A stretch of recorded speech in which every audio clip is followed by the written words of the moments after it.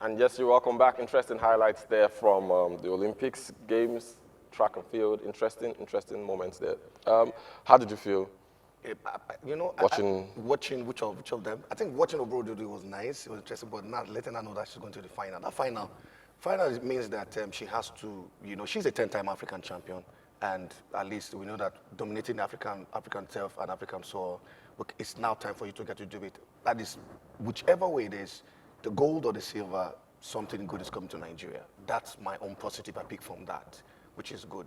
Then also look at the other part, the track and field, the hurdle. I feel so.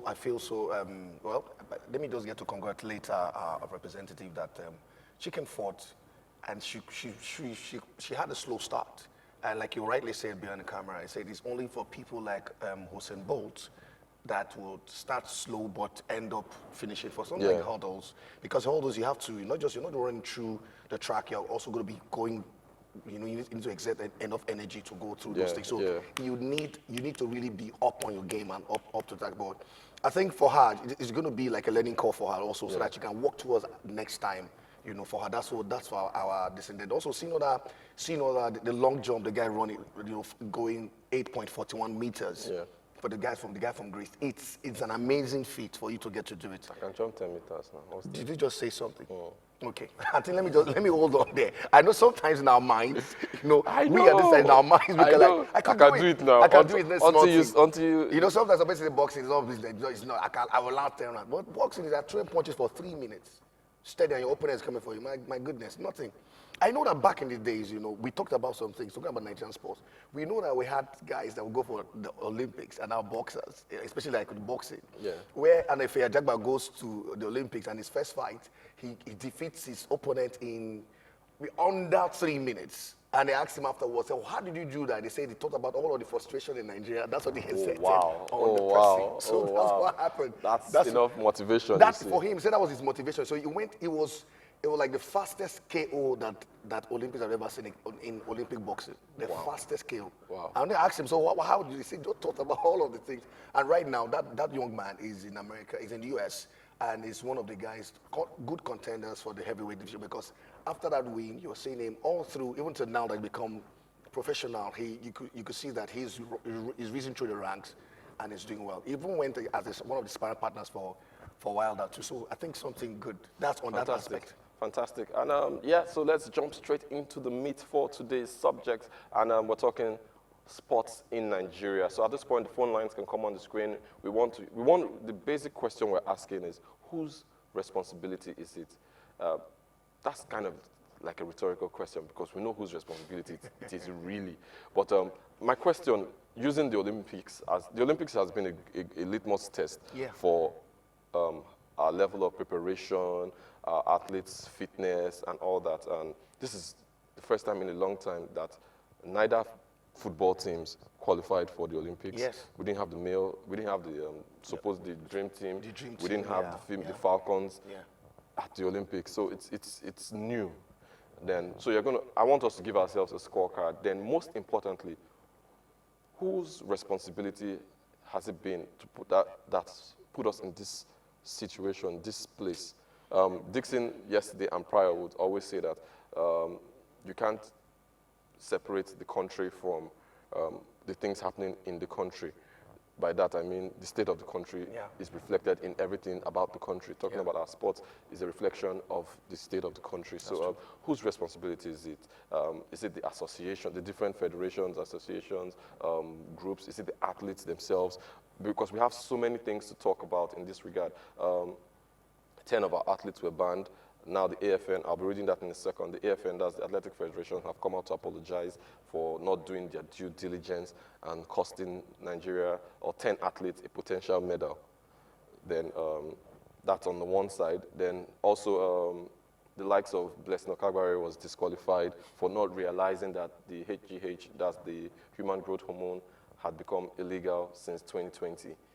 And they did a random sampling, or random test of her, and she tested positive for it, and hence she was disqualified, just as she qualified for the finals. She's one of the fastest athletes in Africa, in the world. Yeah. Another fact that Dixon brought to our attention yesterday was when they rated the athletes, especially the males, that have run sub 10 seconds. That's 10 seconds and under.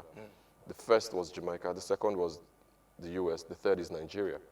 So could it be, that's me thinking around with some conspiracy theory somewhere, that could it be that because they know Nigeria can be a threat, how do we technically knock these guys out without them even participating? And you use tests, because let me just go ahead and read, first of all, the ridiculous and sad, shameful apology from the Athletics Federation of Nigeria. And they said the Athletics Federation of Nigeria has announced a 7-man medical and anti-doping commission headed by Professor Ken Anugweje. And the president of the federation, Tonobok Okowa, made the announcement on Sunday.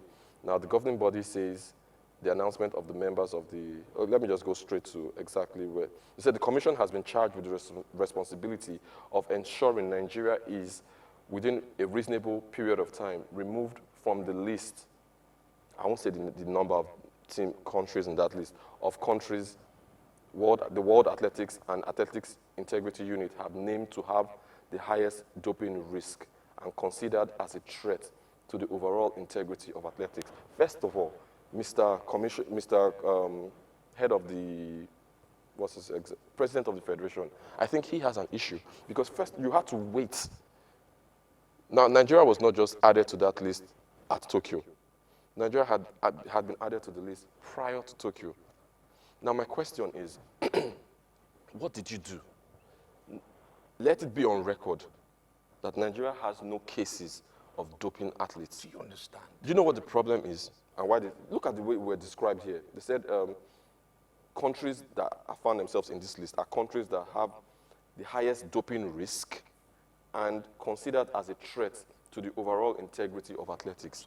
So, how are people threats? Do you know what they said? Because our anti-doping tests are low. And they proved it at Rio. Because you've been put in this category, you have a certain number that should be tested. You should do a certain number of tests because you're in this category. How we found ourselves, it's 7. There are just 7 countries in the whole world. In the whole world, just 7 countries, and we find ourselves on that list of 7 countries that have the highest doping risk and threats to the integrity of athletics. Do you know what to me, that in Africa, I dare say, alongside the Kenyans and maybe the Ethiopians, we are the next. Talking about the whole foods, talking about raising the sea.